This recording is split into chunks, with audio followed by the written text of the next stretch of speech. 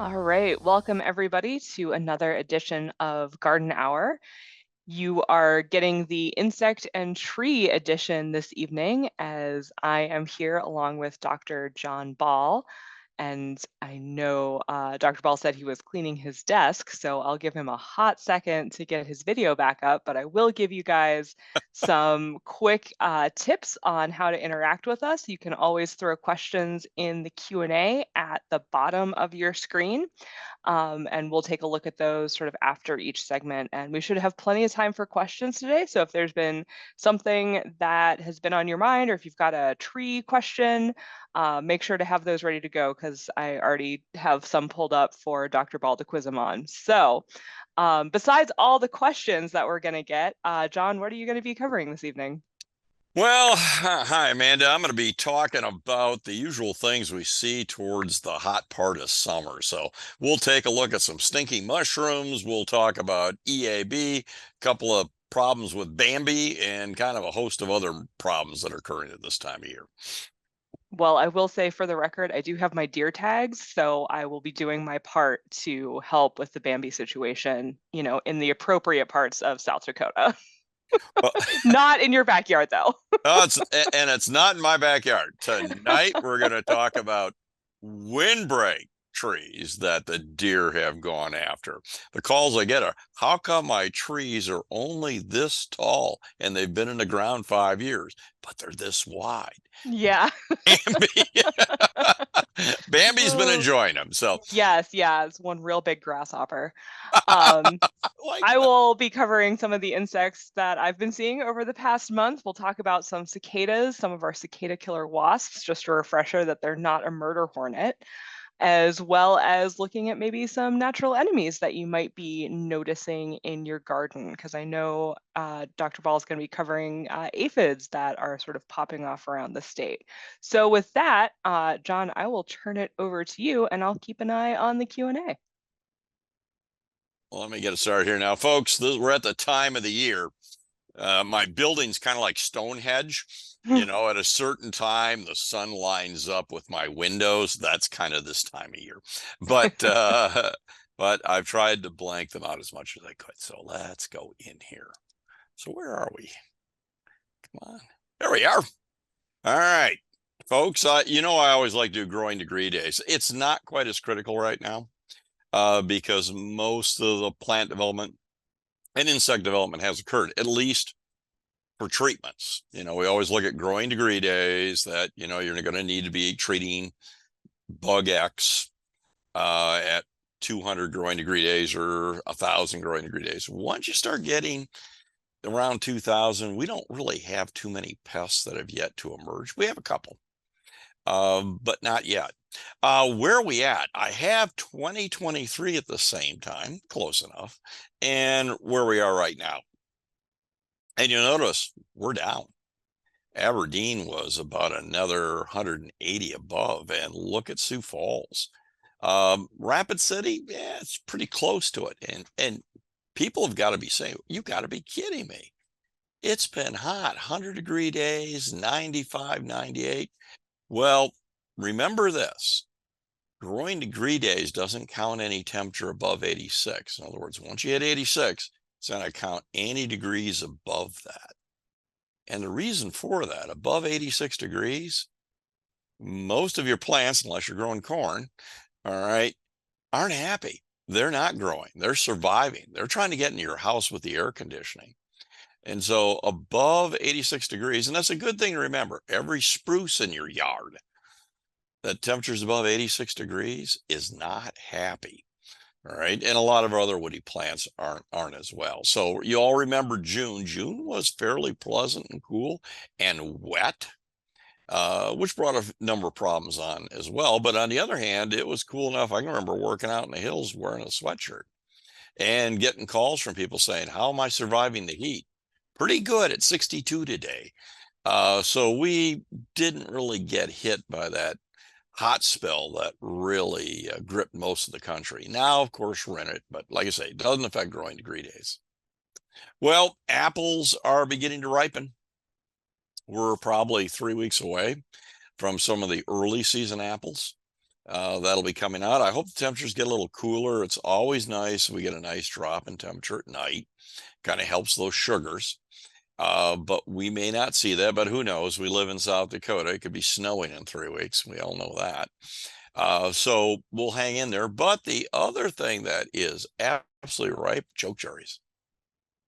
And by the way, this time period was part of the Lakota calendar when the cherries are ripe. It was that moon. I used a moon calendar, of course. And so right now they are out and they're ripe. And if you like eating them, they're great. Make sure you're eating choke cherries. There are a couple of close lookalikes. Buckthorn doesn't quite look like this, but if you're not sure, don't eat it. That's a good rule of thumb. But on these, I like them.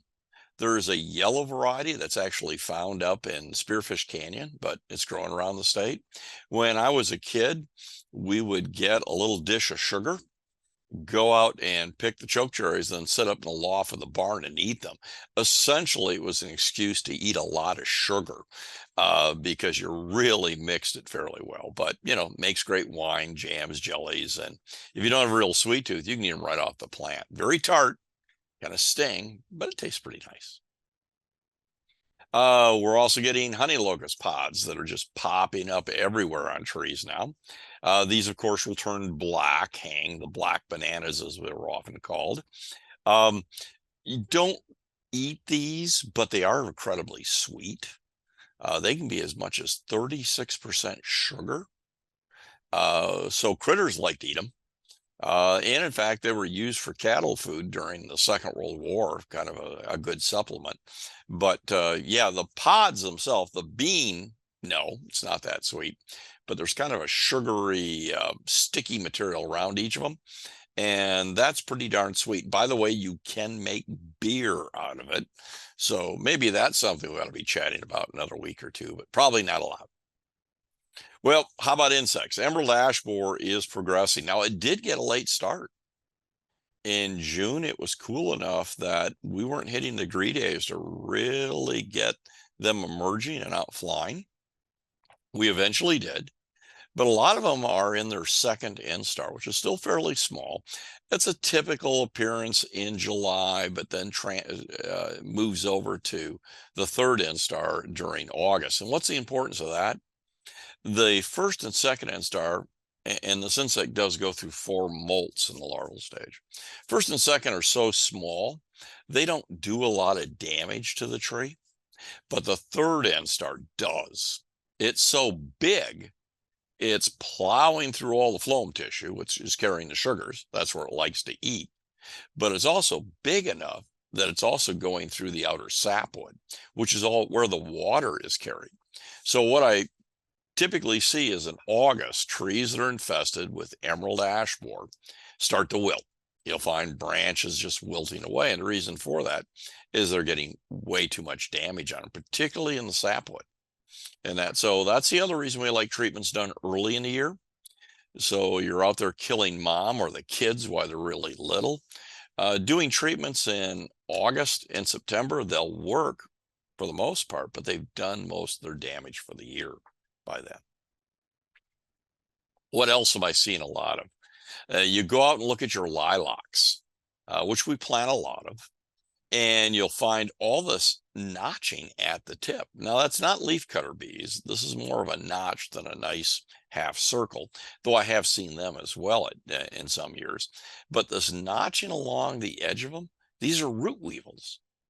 The adults come out and do this sort of damage. Now, out east, we had a weevil that attacked, black vine weevil, which attacked yews. And I don't see much of that in South Dakota. But we do have about 4 species of root weevils. And they'll out there and it looks like they went with a hole punch up and down some of your shrubs. Not a lot of damage to them. The larval stage, feeding on roots, is more of a problem. But they're more annoying at this time of year than a problem. There's the adult. The adult loves to come in the house. Remember that 86-degree days? And so people find them walking on kitchen counters, occasionally in a cupboard board. You'll find them maybe in the bathroom, walking on the wall. They move very slow. You can pick these up and they are going to bite you. But people say, oh my gosh, is this feeding on my cereal? Nah, it's just kind of wandering around, cooling off, something for the cat to play with. But not a real problem. Again, an annoyance. Vacuum cleaner or kick them out the door. Good screens help, of course.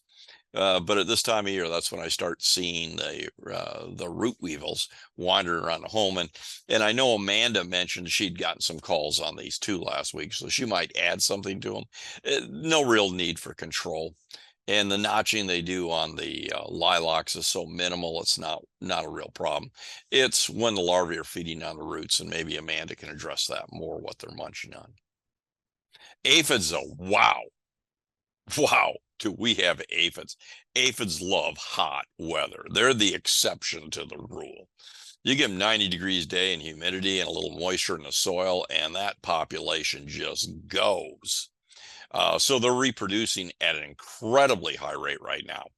And so it isn't hard to find a plant like this where I can flip over the leaf and it's covered with aphids, adults, unwinged adults, and the nymphs. And quite often you'll find ants that are herding them around because the ants love the honeydew. And this is why you find a lot of sticky leaves on trees that are infested with them. These are the calls I get. People say, my tree is weeping. I always like, my tree is sad. Never thought of trees in terms of a personality. But when I say, well, what do you mean? Well, they're weeping, they're crying. No, they're not weeping, they're not crying. What that is 10,000 aphids out there essentially excreting this honeydew, because as they're taking up the nitrogen in that, they have to excrete a lot because they're looking for the nitrogen and the sugars. And so this is literally raining down on the lower leaves. By the way, it'll rain down on picnic tables, decks will get very tacky. Any furniture you have outside. I've seen it thick on windows even. And by the way, if you park your car underneath a tree, that film can get so thick you almost are scraping it off your windows. And so if you flip these leaves over, yep, there's the aphids wandering in there. Now, what's interesting is I haven't seen a lot of the insects that feed on aphids. Just about everything does. And frankly, I haven't seen a lot of ants on some of these plants too. So the aphid population is just going crazy. At this time of year, I wouldn't really worry about it. We probably won't see it next year. And most of the damage they've already done, except for your car. And so expect to scrape that off a little bit more as well. Oh yeah, this one. Getting pictures, calls, and this.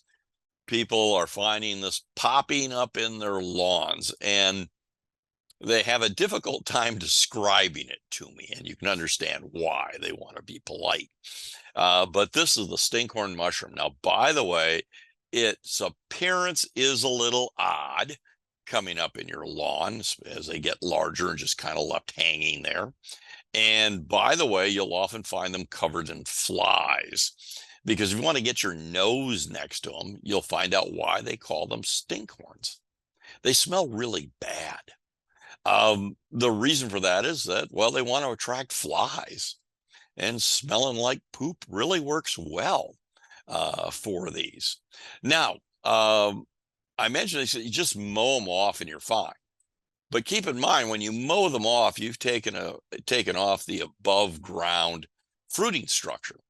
You haven't taken out the fungus. The fungus is actually underground, living on organic matter. You had an old tree in your yard, you'll often find these coming up for years in that area, or any other place there's a lot of organic material in the soil.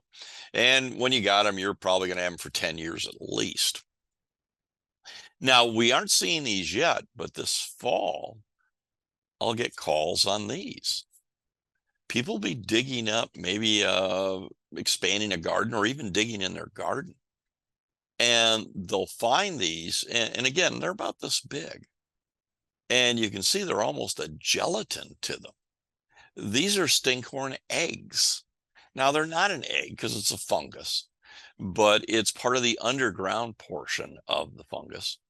Now, if you read the literature, this can be, no, my choice of words, can be edible. Don't you dare go out on this little video and say, well, I guess I'll go pop them in my mouth and eat them like a dried plum. No, they have kind of a chestnutty flavor if properly prepared. Don't eat the above ground part at all. Don't eat these unless somebody else has been collecting them for you, knows what they are, and knows how to prepare them. All right, my standard rule for fungus. A lot of people like to go out and forage. It is fun once you know them. But until you know them, the mistakes that can be made by harvesting the wrong one or the right one at the wrong time and not preparing them properly before you eat them, it's not pleasant. Let's leave it at that. Oh, we got these out now. I didn't mention these to Amanda before the show started, but the ash gray blister beetles. Now, I find them on honey locust, pea shrub, a lot of legume trees, mostly those two. And you can also find them on tomatoes. This is a picture sent into our diagnostic lab of these insects. Now, what's interesting about them, they're really slow moving, kind of like root weevils. And root weevils you can pick up. Don't touch these. They move slow because they're very well defended. I think root weevils move slow because they're stupid. But these, no. They get the name blister beetle for a reason. If you're on the back end of one of these, they can spray a chemical on you and it'll cause blisters. It'll look like poison ivy. The larval stage actually feeds in grasshopper eggs. You find them a lot in alfalfa. And the adults in alfalfa can be a problem. Every now and then, we'll get reports. I remember one on TV from Minnehaha County. Somebody bailed them up while they're baling alfalfa, fed it to horses, and killed a horse if you get enough of them in a bale. So on these, you know what? I just keep my distance is what I'd recommend. They usually can defoliate things pretty quickly, but again, you see something like this moving with kind of a big abdomen, don't get behind it. I'm serious. The other problem is one lands on your neck and they're kind of slow moving, but big, and you go to smack it and literally your whole back neck has these big watery blisters. So stay away from them. Oops, that was it. I didn't include the picture I thought I'd put in, and that was, I'm getting a lot of calls on Bambi right now. And I apologize, I thought I put a picture in because I've gone out and looked at windbreaks that have some cedar rows. So you've got some protection. And they've planted honey locust and or bur oak. And I looked at a couple this last week where they planted the oaks 6 years ago. And they were asking me, how come they're only this tall? If you look at them, they're this wide because they've been browsed. Deer don't make a nice clean bite like bunnies do. It's more of a tear, and they're not letting them get any bigger. Now, my favorite is last year I looked at a very long windbreak where the guy had planted, I mean long, this is up by Timber Lake, a long belt, and he had oaks that almost stretched to the horizon, I swear. And he had a bunch in 5-foot tubes, grow tubes, a bunch in 4-foot grow tubes, and then he ran out of tubes, so the rest were just planted. And the ones that were just planted in the soil, and now what, 4 years, were only this tall. The 4-footers, you had kind of a bouquet at the top of the 4-foot tube because deer can reach that. The 5-foot tube, they're actually growing. 6-foot tubes are even better, but 4-foot tubes just puts them up there as a nice salad. So if you're finding problems in your windbreak, you might want to let Amanda know you're open for hunting. But seriously, if you're going to plant bur oaks and honey locust, those are two, and hackberry, I'll throw those 3 out there, in a windbreak and you got a lot of deer pressure, don't plant them unless you tube them, and don't tube them unless you use at least 5-foot tubes. All right, so I took up a little time there. So Amanda, I'll unless there's a burning question, Oh, we. there's a couple questions. Oh, okay, go. So first one is they have a plum tree that's been visited by spotted winged Drosophila. Is there anything they can do with the tree that has green plums on it? Yeah, you notice my You're like, ugh. yeah, and for all of you that aren't familiar with spotted wing Drosophila, it arrived here, I don't know, a decade ago or so. And the problem with this, it loves ripe fruit and it stings. It'll go through, lay its egg. The eggs hatch almost immediately, and I'm not exaggerating. And the larvae develop almost immediately. And I've seen it where people have gone out and picked ripe strawberries. They look perfect. Brought them in, put them in the refrigerator, opened the refrigerator next day, and they were just goo.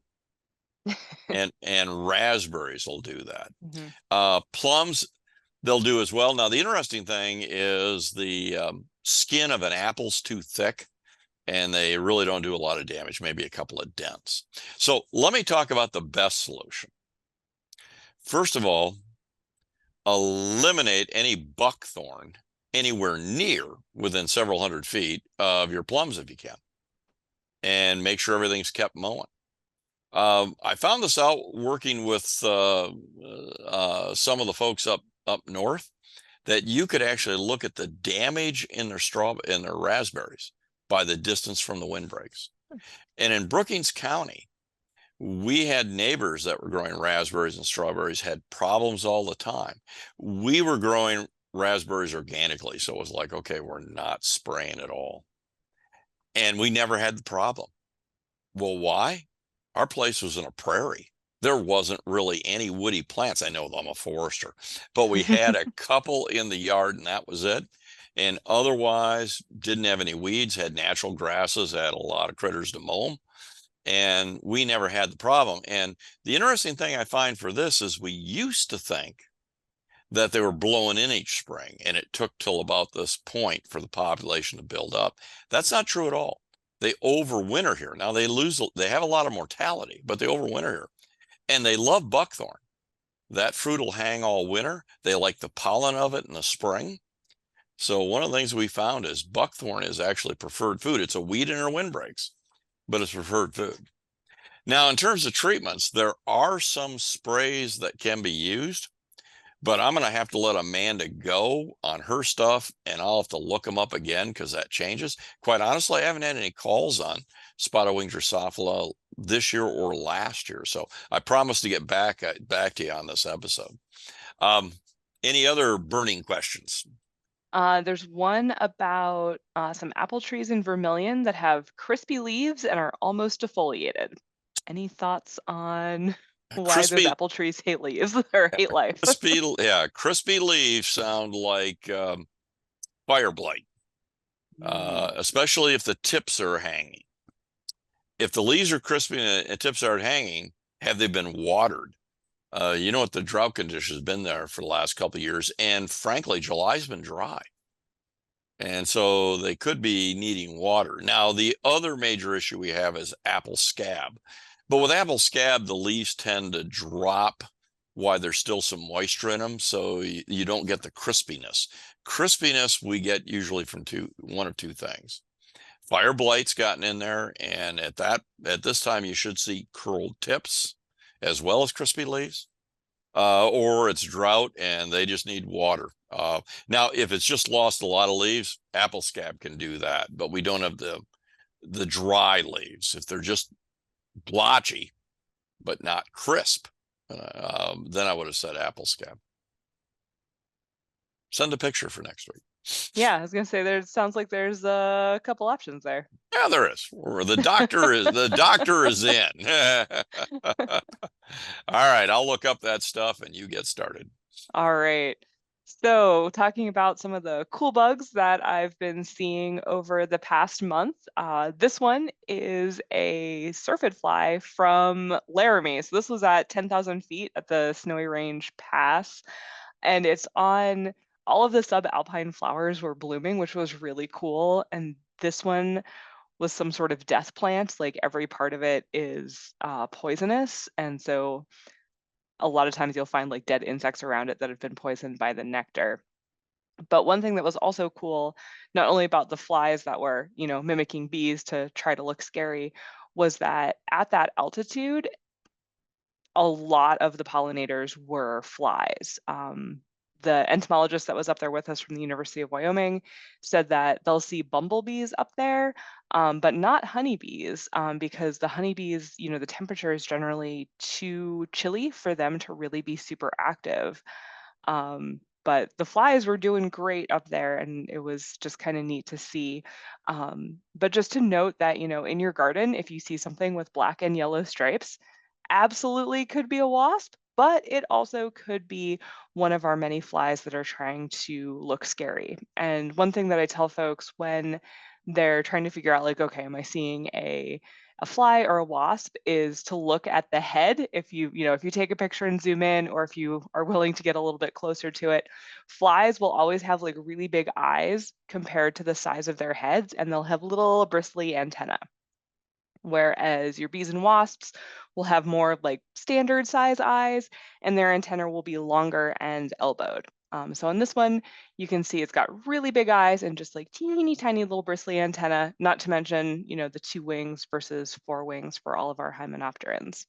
But we do have a lot of insects out there that engage in mimicry, trying to look like something that has a stinger or is poisonous, or is otherwise not fun to mess around with as a defense mechanism so they don't get eaten. And then in keeping with the theme of things that might not be sort of what they appear, this was from June when we did our Master Gardener in-person training and we were in Rapid City. One of our trainees had a really cool find as they were going through sweeping for insects. Their net came back. They had both a caterpillar in there and then also a syrphid fly larva. And so the caterpillar is on the right of this image. The syrphid fly larva is on the left.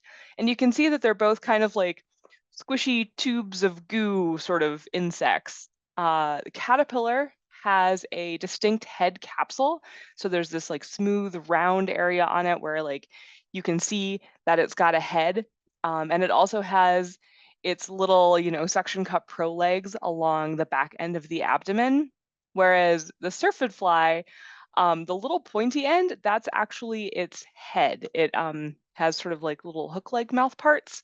It's a fly larva. They don't really have a lot of distinguishing features. Sometimes they might get mistaken for slugs, but they're actually not. And they don't have any of the true legs or any of the pro legs. And the syrphid fly larva will be hanging out on plants that have aphids. They'll just be kind of like crawling along, hoovering up aphids, having a great time. So if you're one of the folks that has trees that have a lot of aphids on them, like some of the pictures that John showed, you might notice a lot more of the syrphid fly larva. You might notice lacewing larva, lots of ladybugs. Those aphids are absolutely the plankton of the garden world, and support a lot of natural enemies. So if you're seeing something, that looks like a caterpillar, take a closer look, see if it definitely has legs and pro legs. And if it doesn't, you might actually be looking at one of our natural enemies, that syrphid fly larva. So that's your little entomology crash course for this evening. And we're also seeing our annual cicadas are out. I was in Michigan earlier this month, came back, and the cicadas were starting to emerge and make noise here in Pierre. So about mid-July was when they really got going. And I noticed the usual trees in my yard where I see the exoskeletons. I went and checked them out, and sure enough, I had cicada exoskeletons that were hanging out there. And these are the exoskeletons of the nymph. So that nymph has been in the ground for a year or 2 or 3, not as long as our periodical cicadas that aren't in South Dakota, but that nymph was developing and then emerges usually at night. I know when I was catching up with Stephen and Robin, they said that when they did their moth walk at McCrory, they saw some cool moths, but they also saw an annual cicada in the process of molting, which is really neat. So they'll come out, at, after dusk, find a place to hang. That nymph exoskeleton will split and the adult cicada will emerge. And it kind of has to hang there for a little while for the wings to fully inflate and dry. And then it flies up into the trees to make noise. So sometimes all people see are these nymphal exoskeletons. So I just wanted to include that photo. And the little squiggly bits that you might be able to see, those are actually the lining of the trachea, or the insect sort of respiratory system. That's also lined with the exoskeleton. So when they molt, sort of the insides of their respiratory system molt as well. And since we've got cicadas out, we also have our cicada killers. This is a wasp. It is one of the, I would say, probably the largest wasp in South Dakota. It's not a murder hornet. We've had these the whole time. And they really just care about cicadas. I have about 3 that are currently hanging around my garden, and the male especially will just kind of like buzz around me. But he was not being super cooperative in getting good pictures this year. I really need to train them better. But they will, the females dig holes in sandy soil, bare soil. Sometimes they'll get into turf, usually next to like sidewalks or driveways, places that have some bare ground. They will dig that hole, they'll paralyze a cicada, throw the cicada in there, lay the egg, and then kind of cover it up. That egg will hatch, it'll eat the cicada or multiple cicadas that are put in there for it. It will pupate and then it will emerge the next year. So they're not necessarily using the same like nest tube, but they may be using the same area if it's still a favorable habitat from year to year. Again, they look terrifying. They are very large, but they really only care about cicadas. And I try to get more people to be cool with them because, managing them is really adjusting your sort of lawn care routine to sort of minimize those ground nesting areas. And that's not great for some of our native ground nesting bees too. So if you've got cicada killers, try to get cool with them. They're really fascinating insects and they truly do not care about you as a person. I've had them like land next to me on the hammock, like they've been hunting, they've got a cicada, they land, they see me, drop the cicada and leave. So they're very much more concerned about their prey than they are about attacking humans. We also have some other really cool wasps in the state. This is the steel blue cricket hunter. I believe I've probably featured this in previous years, but it comes out at about the same time every year, early July. And it has a similar life history to the cicada killer, only this one specializes in crickets and other large like arthropods on the ground. So if you see something like metallic blue, decently big, maybe about 1 inch long, a little bit bigger, more slender than your cicada killer. But these will sort of flit around and they'll spend a lot of time like on sidewalks or patios, or sort of otherwise kind of low, because again, they're hunting crickets is their primary food source. So same kind of deal, solitary ground nesters care way more about their food source than they do about people. And they're just a really gorgeous wasp. Like entire body is that iridescent metallic blue, the wings are shiny, like they're just a very pretty bug. So wanted to throw that one out there in case people maybe have been noticing some of our steel blue cricket hunters.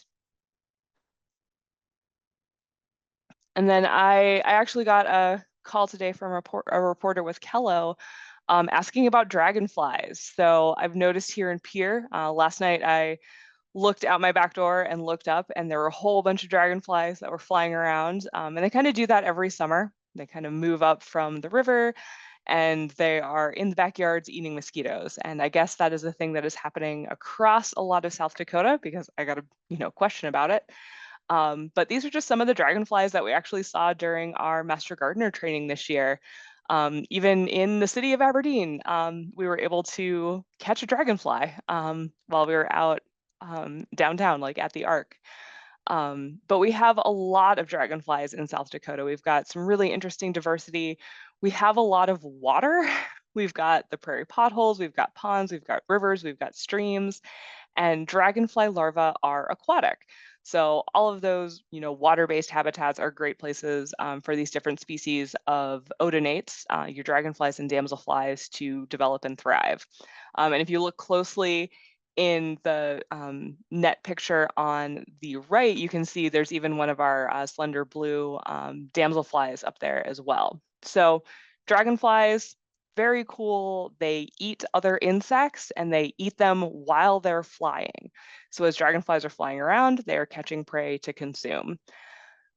Their nymphs or naiads are indicators of water quality. So you can't have, a super polluted waterway in order to have these guys. And yeah, they're entirely like a beneficial insect. They're not something that like attacks people. And they don't use us as food. They don't want to be inside. So don't be alarmed if you've got a lot of dragonflies flying around. I'm hoping that people will appreciate them and think they're cool and maybe thank them for eating some of the mosquitoes that are out there. And just a couple of upcoming events.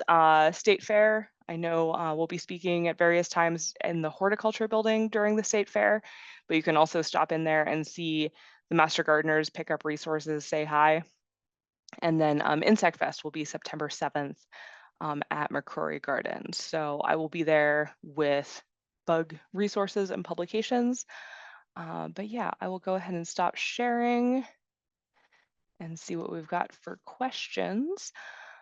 Okay, red beetles on your milkweed flowers. Yeah, right. So, but like entomologists, we sometimes name things very obviously, like what kind of an insect, like the common name of the order, what color is it, what is it feeding on? Absolutely, red milkweed beetles. Yeah, the name is exactly what they are. Sometimes they'll be called longhorn milkweed beetles because they are a member of the longhorn beetle family and they've got the really long antenna compared to their body size. But yes, the milkweed plants, and maybe I'll have to touch on this for next week. Milkweed supports a wide variety of insects, not just monarch butterflies. There's a lot of other things that depend on milkweed to survive. So yeah. But yes, entomologists sometimes have very obvious names. Like that spotted winged Drosophila we were talking about. It is a Drosophila. It's a vinegar fly, and it has spotted wings. Let's see.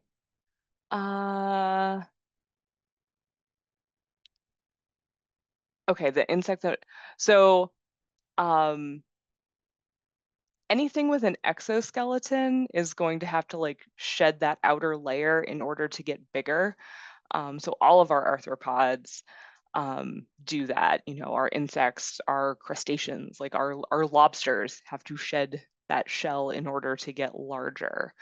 And we could get into the insect physiology, talking about the respiratory systems of arthropods, but they're very different from what the respiratory system is of mammals.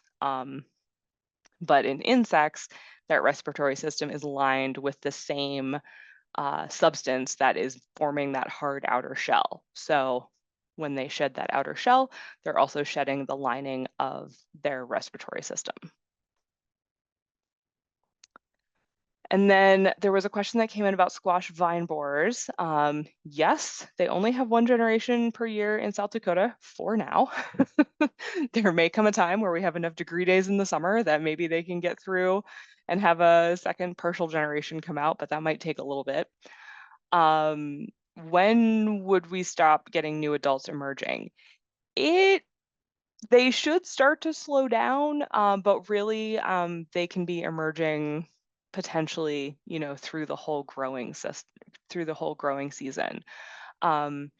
If you're growing a lot of cucurbits, especially your pumpkins and your winter squashes, you may want to consider using pheromone trapping to monitor your squash vine borer population.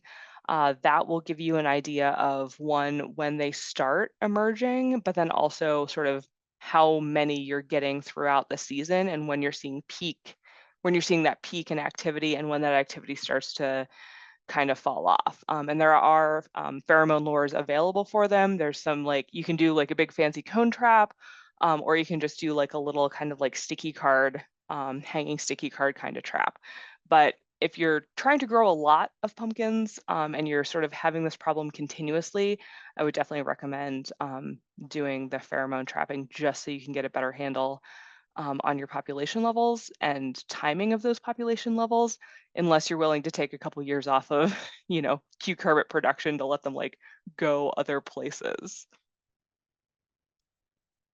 And then going back to the root weevils, I have been getting some questions coming in. They're sort of a common summer home invader. They don't want anything to do inside except for maybe, like John said, to cool off. They don't feed or reproduce indoors. And as a weevil, they're not super great at flying, so they get a lot of places just by crawling. Weevils will also play dead a lot. Like if they're disturbed, they'll kind of be like, "Oh no, I'm dead." So usually when you like, tap one on a wall or something, it's gonna like fall, play dead. So they're very easy to like sweep up or vacuum up and then just like go empty the vacuum contents outside because the active vacuuming does not necessarily kill them, but it does just put them in a nice handy little container that you can then get rid of outdoors. But yeah, they're they just enjoy coming inside sometimes. They're not out to get us.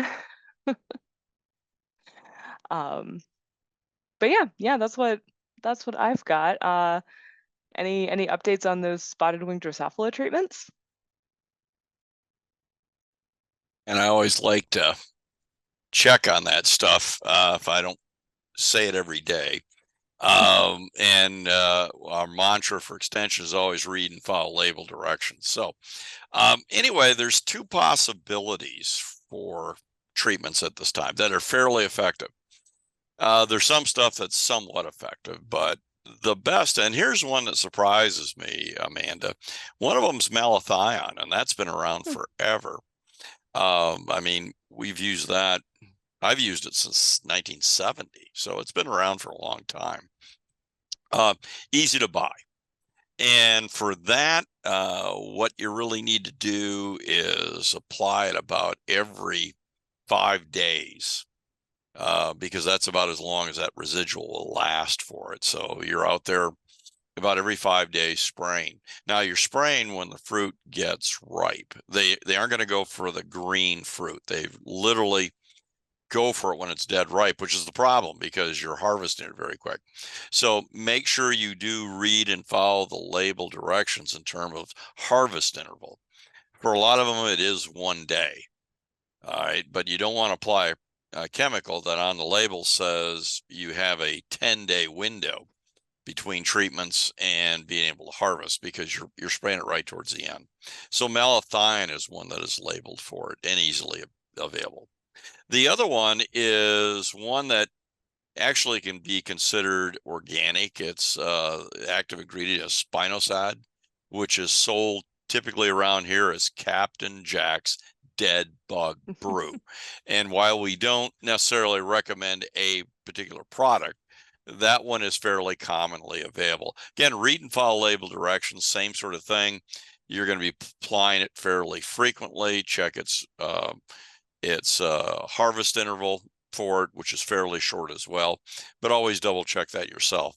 Now, the other thing you can do, so those are two chemicals that when the fruit starts getting ripe, you want to be spraying, like you say, about every 5 days. The other thing is to check and see if you're getting them. And as Amanda mentioned, these are vinegar flies. And one of the best ways to trap for them, now this is trapping for them for their presence, not trapping them out, but getting a cup and you can put a light lid on it and some slits so they can get in, that's filled with about an inch of apple cider vinegar. They love it. And if you start catching these little flies in there, you might want to look up what a spotted wing Drosophila looks like. The females don't have the spots, the guys do, because you're going to catch a lot of stuff in there that like that kind of fermented smell. But do that. In fact, another recommendation is put red masking tape on the bottom of the container because they're attracted to that color. When we were doing our trapping for the study we were doing, we were using commercial traps, but essentially all we were putting in the trap was an inch of apple cider vinegar and then a drop of dishwashing soap that kind of breaks the tension so that when they get into it, they drown rather than just float on the top of it. When you start catching them, you know that, well, I better be spraying because the fruit's ripe and they're out there. You do need to spray. Now, it sounds like they already know they have them, but it's a good idea to keep checking. But anyway, that's all I got on it. Like I said, I got to avoid the problem for the most part. Yeah, there's many reasons to get rid of buckthorn, and this is just adding to the list. It just adds to it. I would say too with those traps, if you can put like a screen or something so that only little flies can get in, because otherwise you will absolutely get like wasps and stuff too, and then you got to sift through a lot of gross in order to figure out what you have. You know what? That's a good point. It's just a nice fine screen over the top and rubber band it or something like that. And Yeah. and you might say, well, nothing will get in there. These are darn small. Yeah, they'll absolutely get in there. I use a similar method for if I end up with like actual fruit flies like in my house.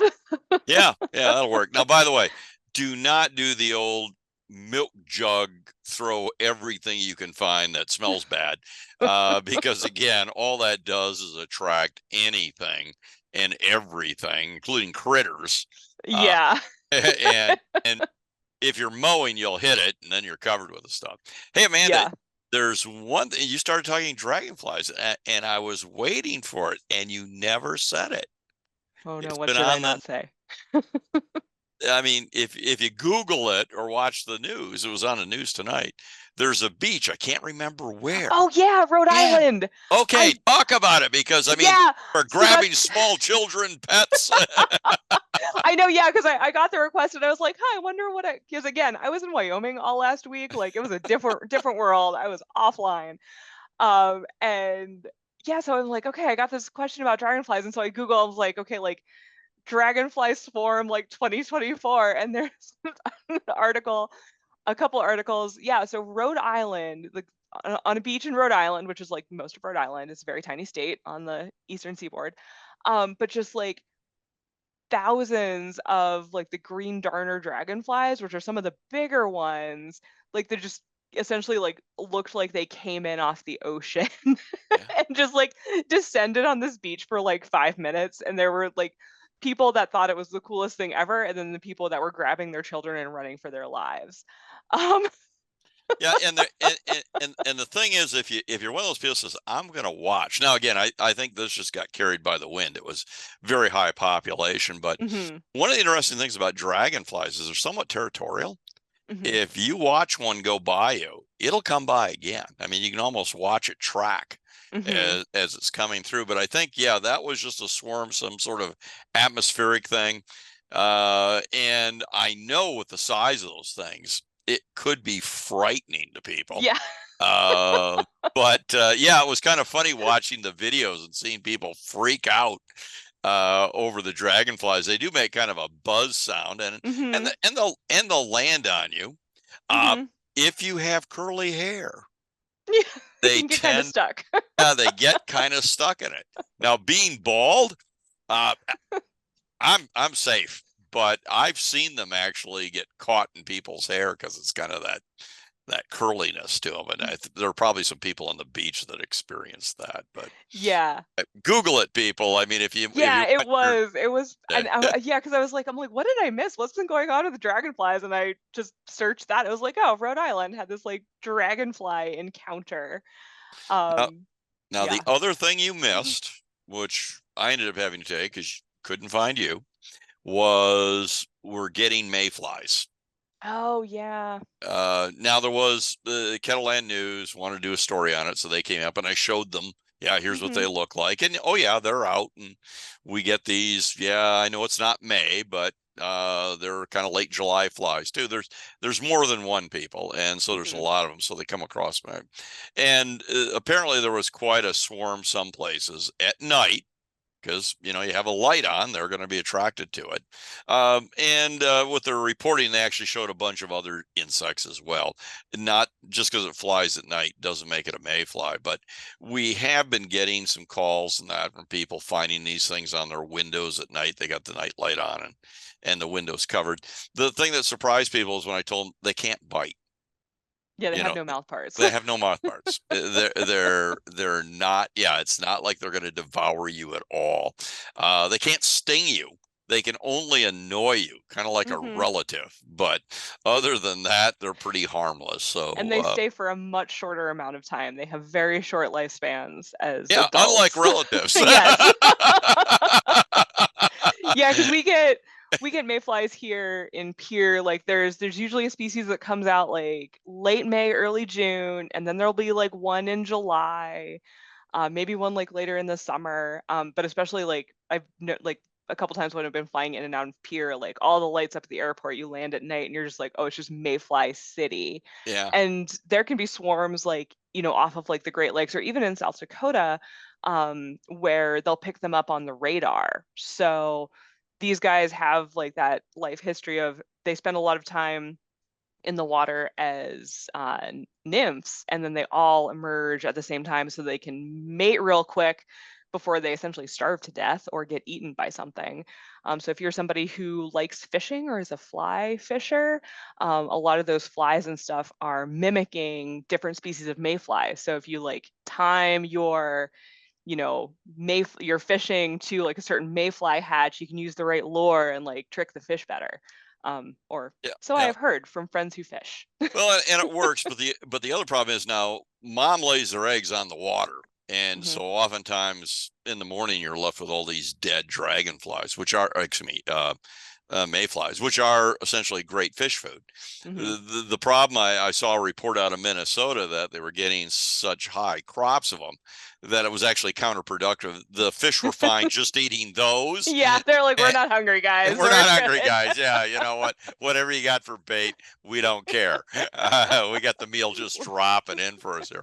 But literally, folks, they live for a day. Oh, by the way, the swarms are typically the guys. Okay, and so they all get together like guys do, and they're kind of hanging out by the light. And if a female comes by, one will grab her, and they'll head off. All right, so it's kind of a bizarre behavior as well. But hey, you don't have much of a brain, you don't have mouth parts. There's not a lot. And yeah, you live your whole life for. Think of it as us. I mean, an adult for a day. Yeah, you gotta put a whole lot into A that. whole lot of life in that day. Not turning on the TV. Yeah. Yeah, and the mayflies too, like some people sometimes they get confused with like dragonflies and some of our other things with like lacy wings. But mayflies will hold their wings like behind them at rest. They'll have tails coming out of the end of their abdomen, so they'll have these like two long slender tails, and they'll usually also hold their front legs like out like this.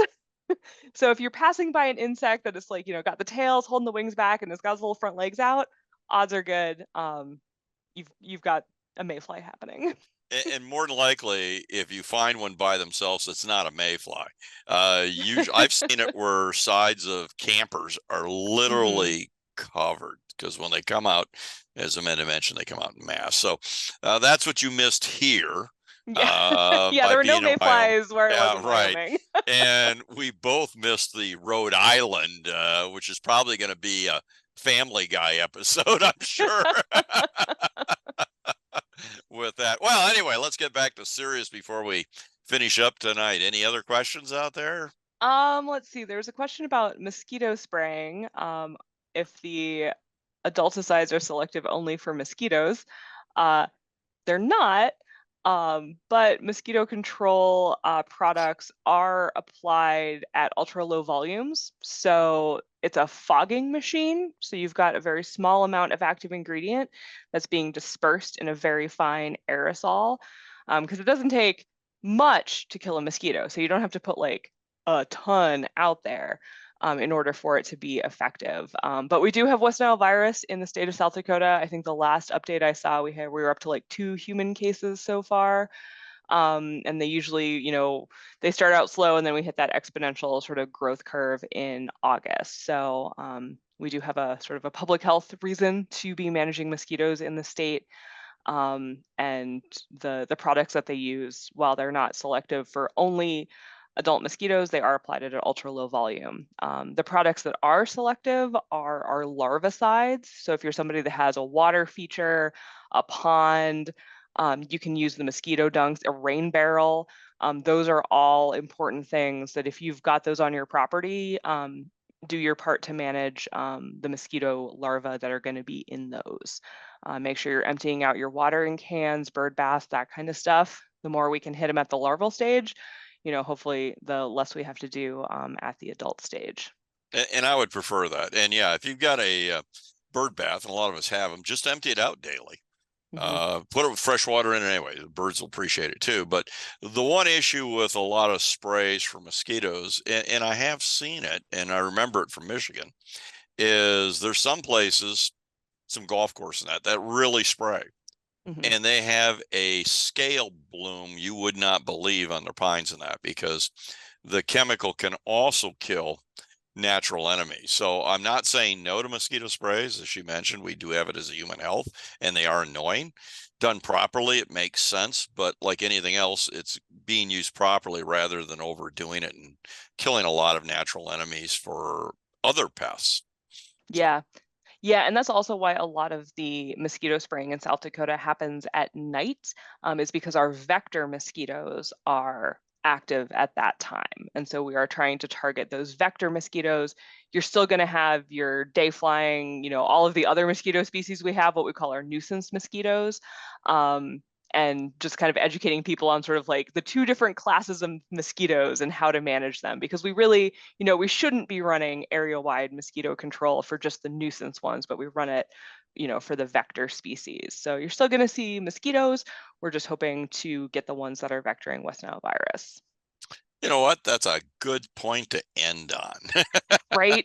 Perfect timing. Perfect timing. So that dry weather will help us with mosquitoes. So if there's anything else, I guess the two of us will sign off tonight. So everyone, enjoyed chatting with you tonight, and good rally for those that live out there, or live out there and stay out there for the week. I avoid it for the week. This week I'll be in Brookings, and that. But yeah, for me, stay cool as best you can, and see you in another week or two, I guess. So. Yeah, actually, the two of us are back on next week. Oh So my gosh! Well, everybody, we're you're gonna have another bugs and trees week. So send in your pictures. You think about it ahead of time. You guys have homework as our audience. here. Yeah, and we'll find some crazy phenomena going somewhere on this planet with a bug. I was gonna say, yeah, it's gonna be the grasshopper plague. Somebody's gonna tell me that their child was carried off by a lubber. It's gonna be great. Definitely plan on tuning in next week. And until then, happy gardening. Thanks, everyone.